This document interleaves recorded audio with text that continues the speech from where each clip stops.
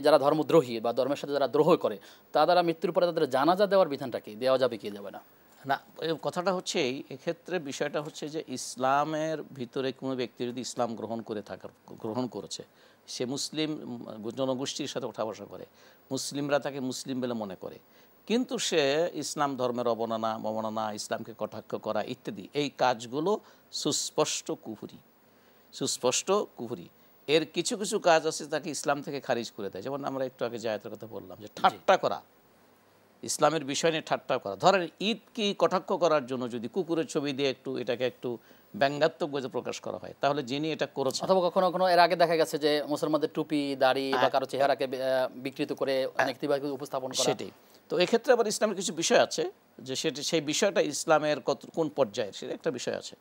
তো সুতরাং যাই হোক, আমরা যখন বলি তাহলে এই কটাক্ষ করা, এই ধরনের বিদ্রুপাত্মকতা করা, এটা যদি কোনো মুসলিম করে, নিঃসন্দেহে তার ইমানের পরিপন্থী, ইসলামের পরিপন্থী কাজ করেছে, যেটার কারণে তার ইমান থেকে, ইসলাম থেকে খারিজ হওয়ারও বিষয় আছে।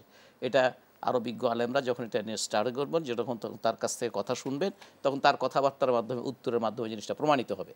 সুতরাং এটা কিন্তু ঢালাওভাবে শুধু বললে যাবে না, এটা কিন্তু প্রমাণিত হতে হয় সেভাবে। তো সুতরাং তখন নির্দিষ্ট তাকে বলা যাবে যে এই কারণে ইসলাম থেকে খারিজ হয়ে যায়। যখন ইসলাম থেকে একজন মুসলিম যখন খারিজ হয়ে যায়, তখন তার জানাজা দেওয়ার প্রশ্ন আর আসে না।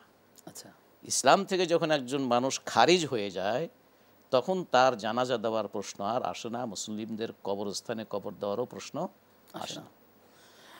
শেখ, একটি বিষয় জানতে চাই যে একজন তিনি বলেছেন যে আমি চাই না বাংলাদেশে ইসলামী শরিয়া বাস্তবায়ন হোক। তিনি একজন ইউটিউবার, কিন্তু ভালো মানের একদম প্রথম শ্রেণীর, তিনি মুসলিম। তিনি অন্যান্য সময় বিভিন্ন ইসলামের পক্ষে অনেক কন্টেন্ট তৈরি করেন এবং ইসলামকে যাতে উৎসাহিত করতে পারে, মানুষরা ধাবিত হয়, সেই কথাগুলো বলেন। কিন্তু একটা পর্যায়ে তিনি বলেছেন যে আসলে আমি চাই না যে বাংলাদেশ ইসলামী শরিয়া কায়েম হোক। এই বিষয়ে আসলে এখন এই ব্যাপারে কি বলবেন? আচ্ছা, এই বিষয়টা হয়েছে কি, এই যে আমরা তো দেখি কোরআনে কারিমে আল্লাহ বলছেন কি, সূরা আল মায়েদার এই 43 নম্বর 42 নম্বর আয়াত আর 44 45 দুটো আয়াত, সেখানে আল্লাহ বলছেন যারা আল্লাহর নাজিল করা বিধান অনুযায়ী শাসন কার্য পরিচালনা করে না, তারা জালিম।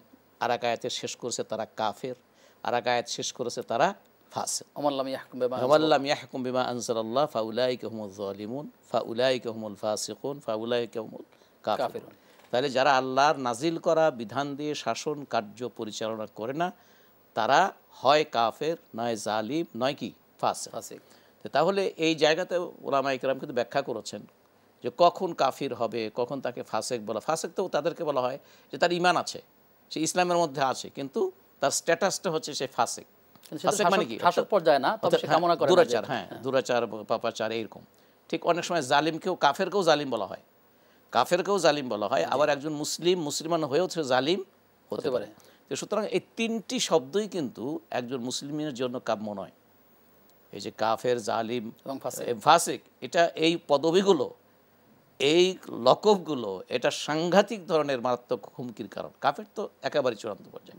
তো সেই জায়গাতে যদি একজন শরিয়ার বিধানকে তিনি মেনে নিচ্ছেন, কিন্তু কোনো কারণে হয়তো তিনি বলছেন যে আমি এই মুহূর্তে চাই না, অথবা এই জন্য তার কাছ থেকে এটা জেনে নেওয়ার পরে ওলামায়ে কেরাম যারা আছেন, বিজ্ঞ আলেমরা যারা আছেন, এবং যারা সত্যিকার অর্থে যারা ইসলামের জুরিসপ্রুডেন্স যারা বোঝেন কোরআন সুন্নাহর আলোকে, তারা এটা নিয়ে কথা বলবেন, সংশ্লিষ্ট ব্যক্তির সাথে কথা বলবেন, বলার পরে তার, তবে অবশ্যই আমাদের ক্ষেত্রে সতর্ক হতে হবে। এই বিষয়টা প্রকাশ্যে যেটা আপনি বলছেন, এটা অত্যন্ত নিন্দনীয়, অত্যন্ত মারাত্মক কথা।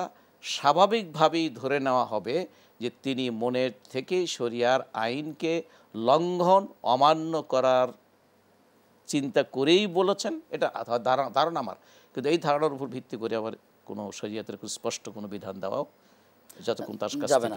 তো এক্ষেত্রে আমাদের খেয়াল রাখতে হবে আসলে কথা বলার ক্ষেত্রে এমন কোনো শব্দচয়ন যাতে না হয়, যাতে করে আবার সে বড় একটা অন্যায় করে ফেলে। অনেক মানুষ বেখেয়ালেও অনেক ক্ষেত্রে বলে ফেলে, অথবা আবেগে বলে ফেলে, অথবা ক্ষোভ থেকে, রাগ থেকেও অনেক সময় বলে ফেলে যে আমি যেটা চাইলাম এটা হলো না, তখন এমন একটা কথা বলে ফেলে।